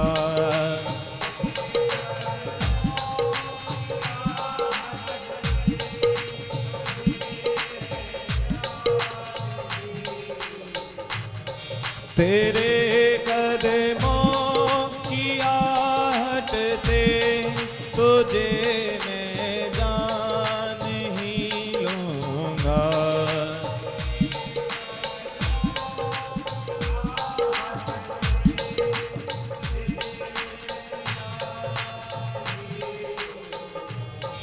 मेरी आँखों में इस दिल में, मेरी आँखों में इस दिल में, अभी पहचान बाकी है।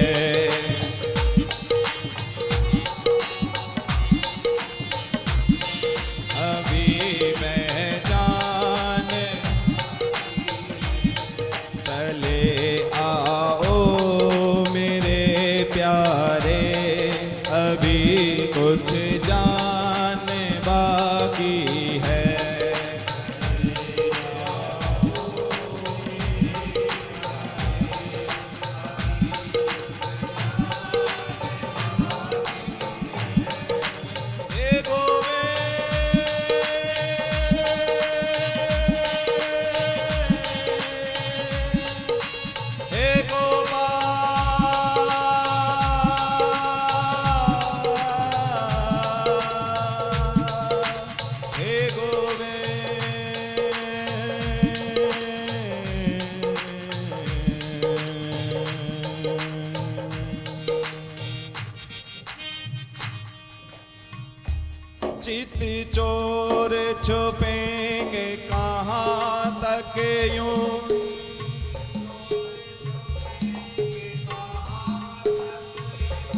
चित चोर छिपेंगे कहाँ तक यूं, चित चोर हमें शांति नहीं प्रगटे बिना,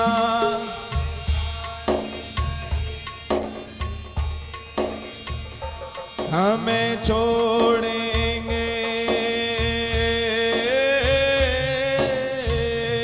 हमें छोड़ेंगे ना ध्यान तुम्हारा,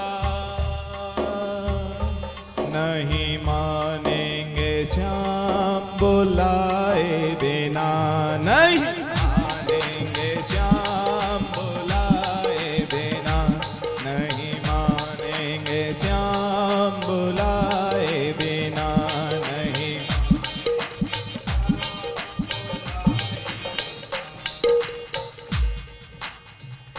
नहीं छाती की ज्वाला मिटेगी सके, नहीं छाती की ज्वाला मिटेगी सके, तुमको इससे, तुमको इससे लिपटाए बिना यह जीवन प्यास बुझेगी नहीं, यह जीवन प्यास बुझेगी नहीं, चरणामृत ही प्यारे पिलाए बिना, चरणामृत ही प्यारे पिलाए बिना, चरणामृत ही प्यारे, चरणामृत ही प्यारे पिलाए बिना, चरणामृत ही। हे गोविंद,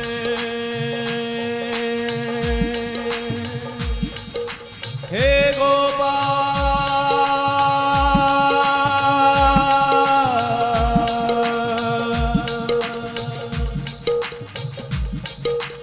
हे गोविंद,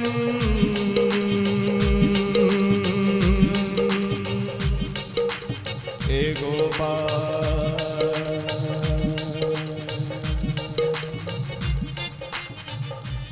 तेरी तस्वीर क्या देख ली श्याम रे,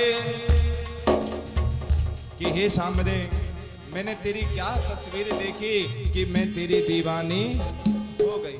और कहते हैं कि अगर श्याम से नजर मिल जाए तो पता नहीं फिर जिंदगी क्या बन जाए, अगर श्याम से नजर मिल जाए तो पता नहीं जिंदगी क्या बन जाए। तेरी तस्वीर क्या देख ली सांवरे, मेरा दिल लुट गया, मेरी जान लुट गई, मेरा दिल लुट गया, मेरी जान लुट गई।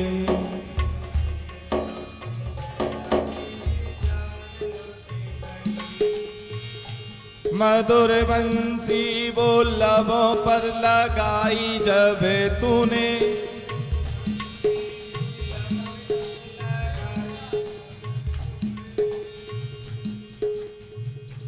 मधुर बंसी लबों पर लगाई जब तूने,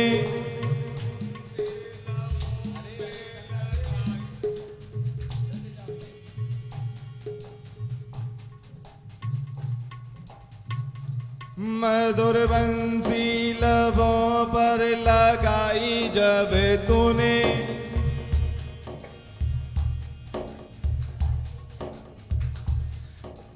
मंद मुस्कान छोटी हो गई तेरी, मंद मुस्कान छोटी हो गई तेरी, जुल्फें काली घटाई जैसे छाई तेरी, जुल्फें काली घटाई जैसे छाई तेरी,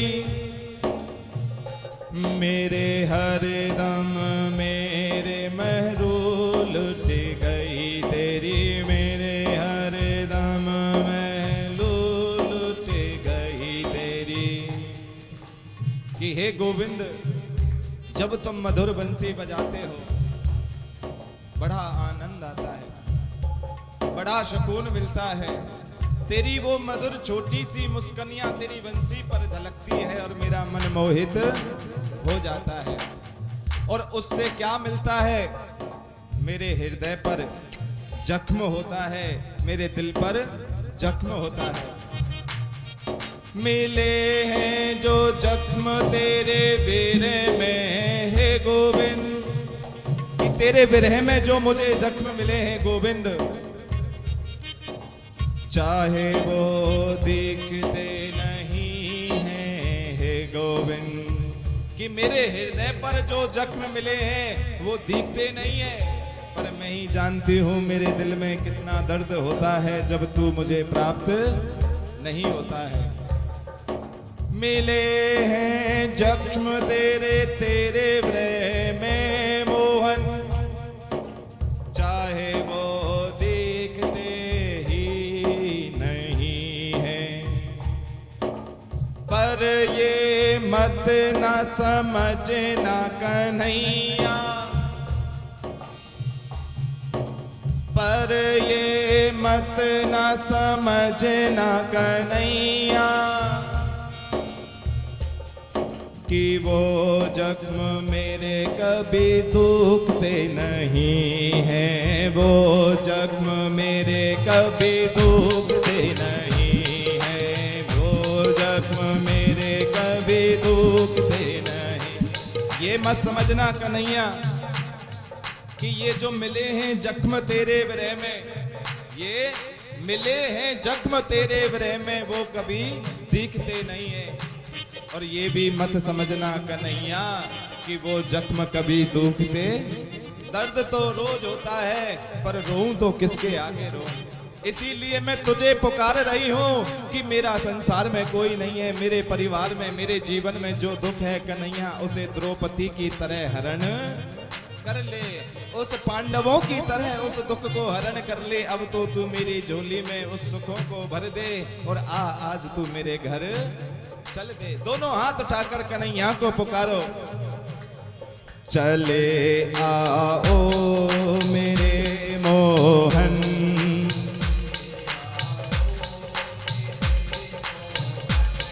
चले आओ मेरे मोहन,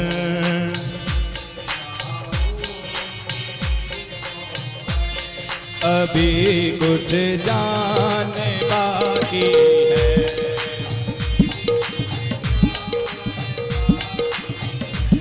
चले आओ मेरे मोहन,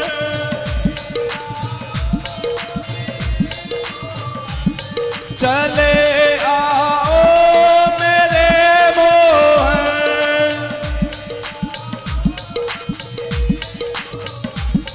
अभी कुछ जान बाकी है, अभी कुछ जान बाकी है, तेरे मिलने का इस दिल में, तेरे मिलने का इस दिल में अभी अरमान बाकी है, तेरे मिलने का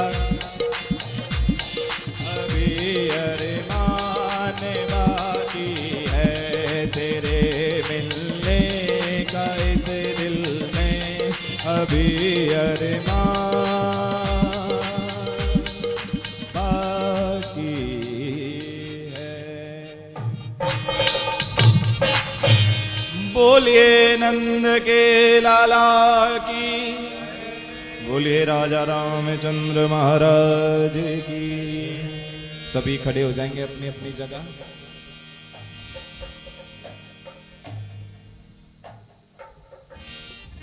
कैमरे से हटना, अपनी अपनी जगह खड़े रहेंगे।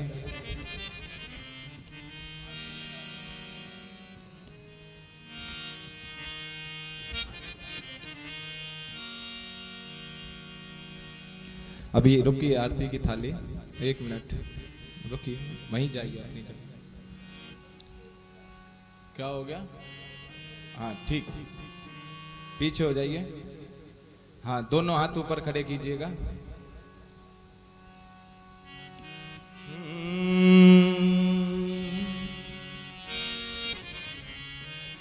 सबके संकट सभी के संकट दूर करेगी, ये बरसाने वाली बजाओ बजाओ बजाओ राधा नाम की ताली, बजाओ श्यामा नाम की ताली, बजाओ श्यामा नाम की ताली। सबके संकट दूर करेगी, सबके संकट दूर करेगी, ये बरसाने वाली बजाओ। क्या बजाना है? बजाओ राधा नाम की ताली, बजाओ। देखो, ये जो भजन गाया जा रहा है ना, ये तुम्हारे पैरों के दर्दों को ठीक करने के लिए गाया जा रहा है। किस किस के पैरों में दर्द रहता है? हाथ ऊपर खड़े करो। तो जिनके पैरों में दर्द रहता है, आज ठाकुर के सामने नाच लो, तुम्हारा दर्द ठीक हो जाएगा। और नहीं नाचोगे तो दर्द ऐसे ठीक। बाबा रामदेव भी तो योगा कराता है ना। हाँ, दोनों हाथ उठाकर झूमते हुए, सबके संकट दूर करेगी, वो बरसाने वाली बजाओ बजाओ बजाओ राधा नाम की ताली, बजाओ बजाओ राधा नाम की ताली।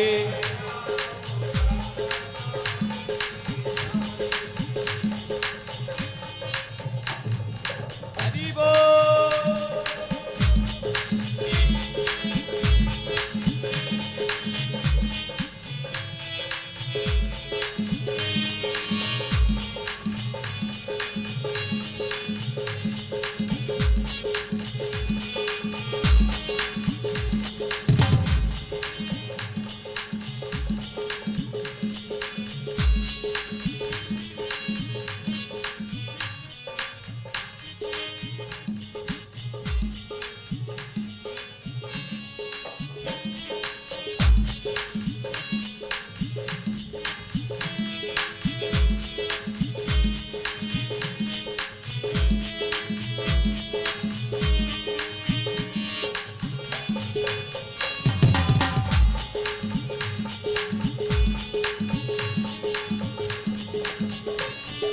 सृष्टि का आधार है राधा, करुणामयी सरकार है राधा, सृष्टि का आधार है राधा,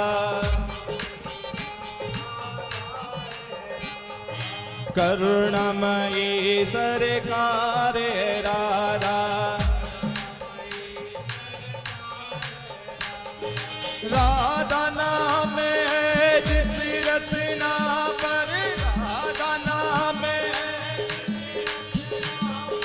उसने भक्ति पाली, बजा दो बजाओ बजाओ राधा नाम की ताली, बजाओ राधा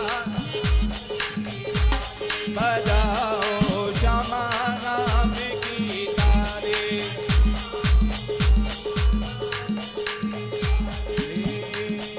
प्रेम सुधा बरसाने वाले,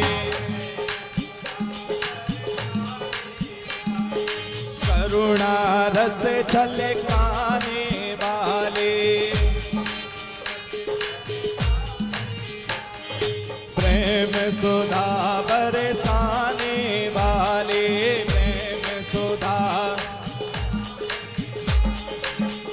करुणा रस छलकाने वाले, ले तन मन शीतल कर जीवन में, भर देगी खुशहाली। बजाओ बजाओ बजाओ राधा नाम की ताले, बजाओ श्यामा नाम के तारे,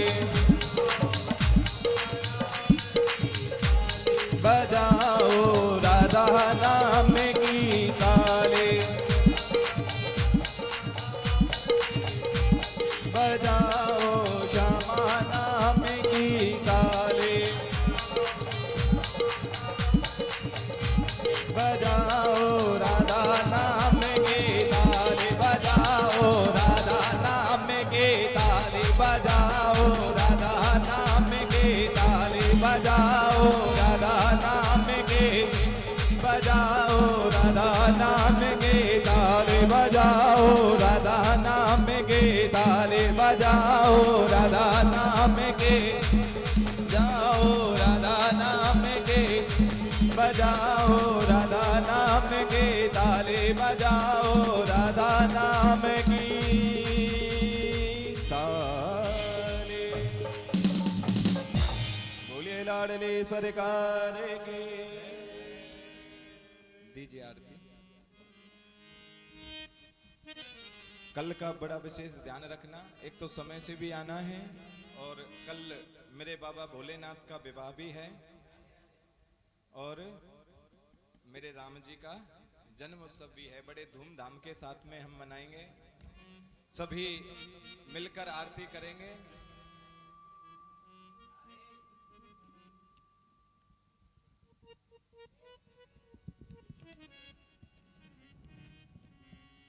कि मन में बसा कर तेरी मूर्ति उतारो मैं गिरधर तेरी आरती,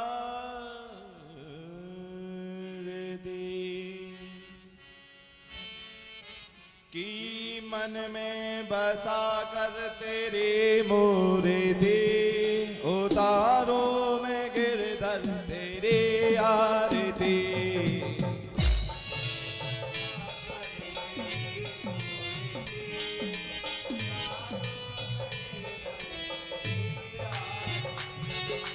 मन में बसा कर तेरी मूर्ति उतारो मैं गिरधर तेरी आरती,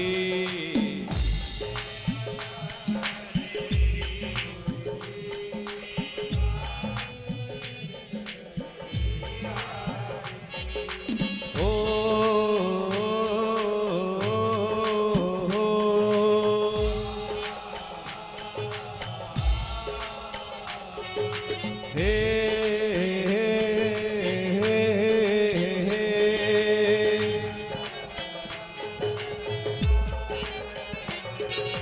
करुणा करो कष्ट हरो ज्ञान दो भगवन, बहु में फंसी नाव मेरी तार दो भगवन,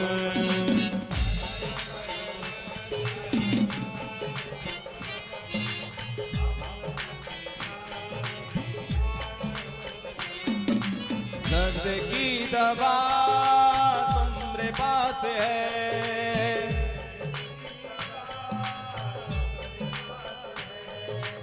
दर्द की दवा तुम्हारे पास है,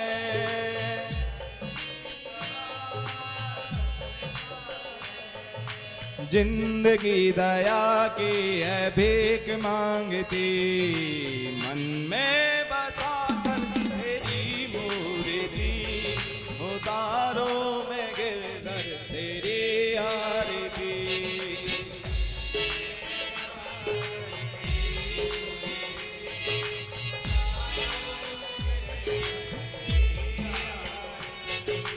ओ, ओ,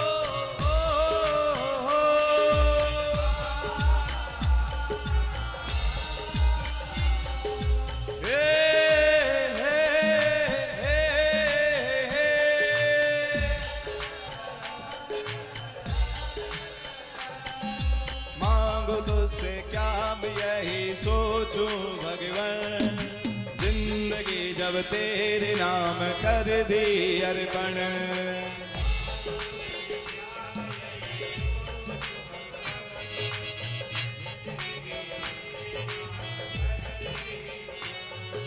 सब कुछ तेरा कुछ नहीं मेरा,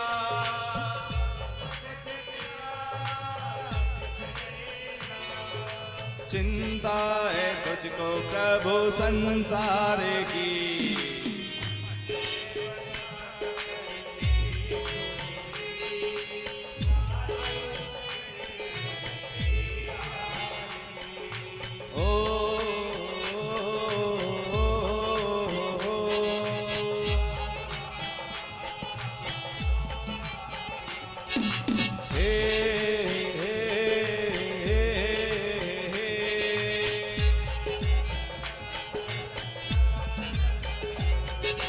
वेद तेरी महिमा गाए संत करे ध्यान, नारद गुणगान करे छेड़ भी न गान।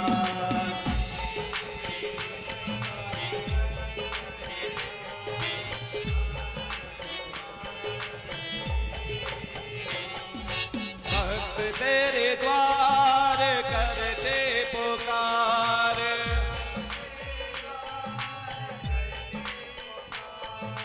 भक्त तेरे द्वार करते पुकार।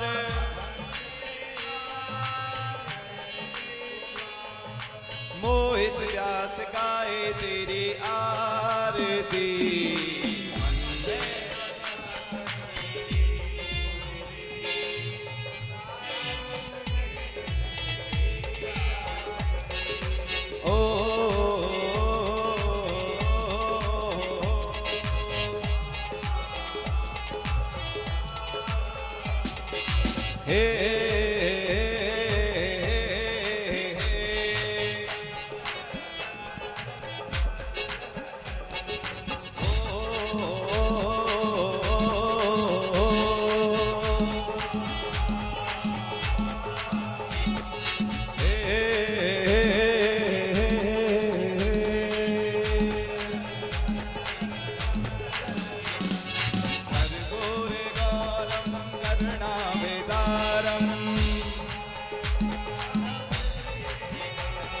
सदा वसन्तमहृदयारविन्दे,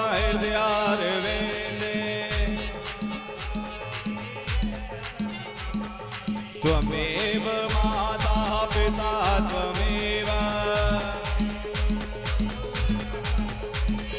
त्वमेव विद्याधरणं त्वमेव। हरे राम राम राम हरे हरे, हरे कृष्णा कृष्णा कृष्णा हरे हरे, हरे राम राम राम हरे हरे। दोनों हाथ उठाइएगा। हरे राम राम राम हरे हरे, हरे Krishna Krishna Krishna Hare Hare.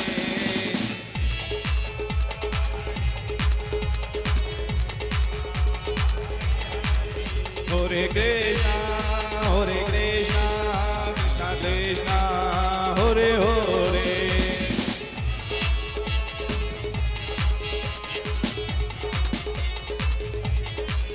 Hare Krishna Krishna Krishna Hare Krishna Krishna Hare Hare।